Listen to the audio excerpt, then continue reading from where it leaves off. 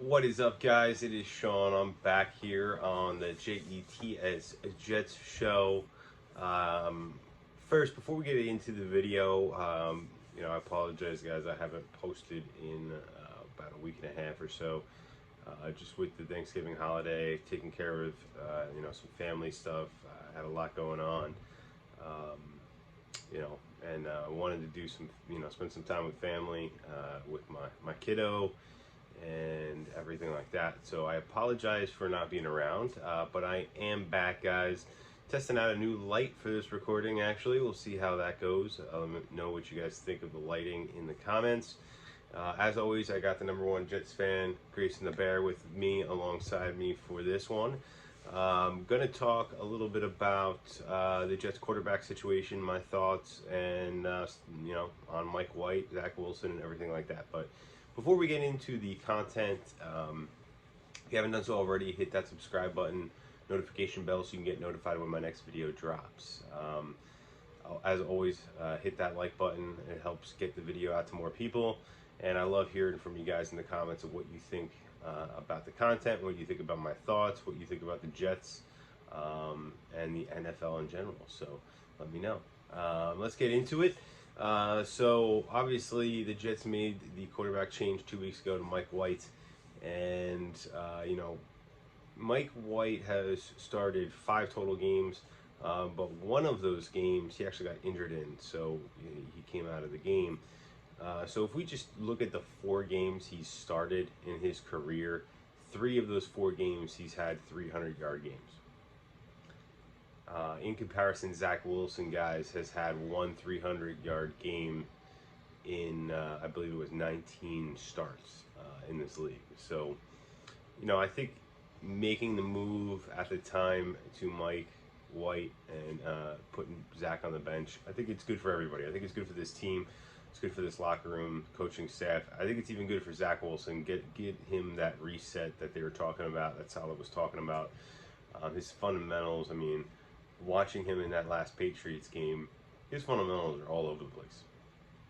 He needs to kind of clean that all up if he wants any chance to be successful in this league as a quarterback. You don't get too many guys that can have these poor fundamentals and mechanics and still be successful. You see Mahomes and Aaron Rodgers do it from time to time, but a lot of that's ad lib. Their fundamentals are actually really good when they're in the pocket and stuff like that. So that being said, I think it was the right move for everybody. And Mike White's delivered. I mean, this guy's thrown for over 300 yards both games he started. The offense looks so different. The team chemistry just looks completely different. I believe he hit 8 different receivers in this Minnesota game. He hit 10 different receivers in the Bears game before that. He's spreading the ball around. He has chemistry with all the receivers, and it's been a great move. I expect that to continue. I expect the Jets to ride with Mike White the rest of the year, unless, God forbid, he gets injured. He just seems to have command of the offense. He has command of the huddle. He has command of that locker room. These guys are ready to fight for him and rally around him. And I just think it right now for this particular season, specifically, we gotta roll with Mike White. And then when the season's over, depending on where the chips fall and the Jets reevaluate things, and as we head into the offseason, you can decide whether you want to bring Mike White back as the starter or if you want to go back to Zach at that point.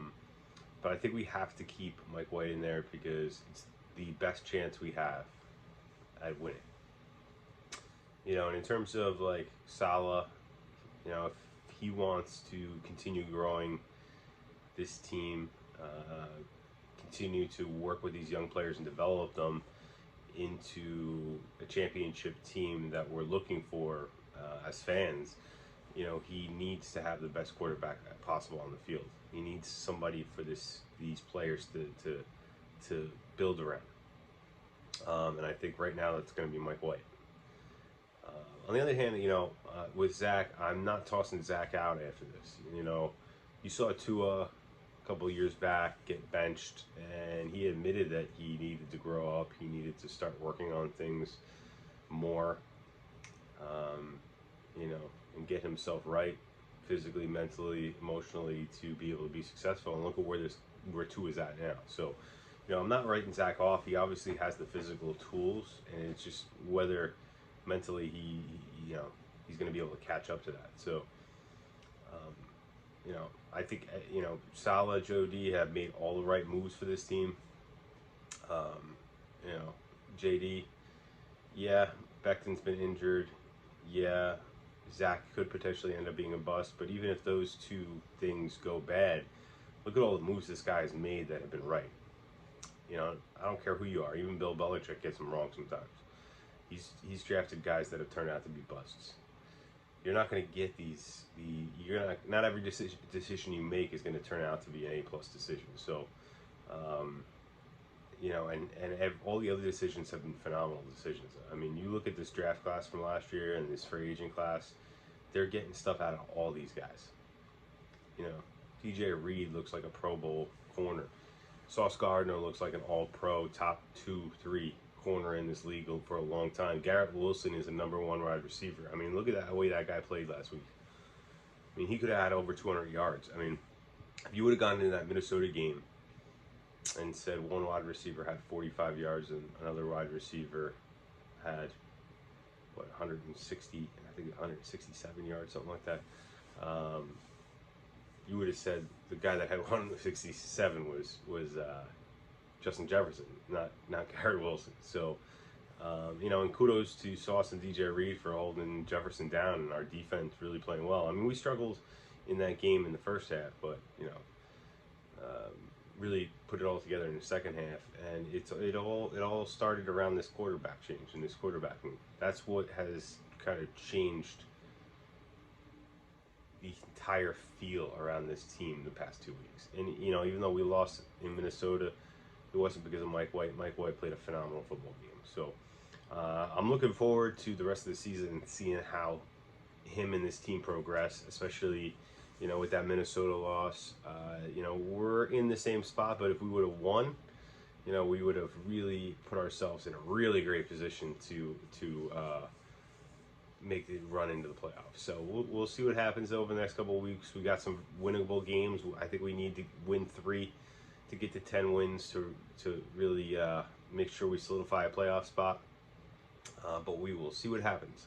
Let me know what you guys think of the quarterback situation. What you think of Zach? Is Zach going to end up coming back eventually as the starting quarterback for this team? You know, I want to hear what you guys have to think in the comments. I guess I'll talk to you guys on the next one. Peace.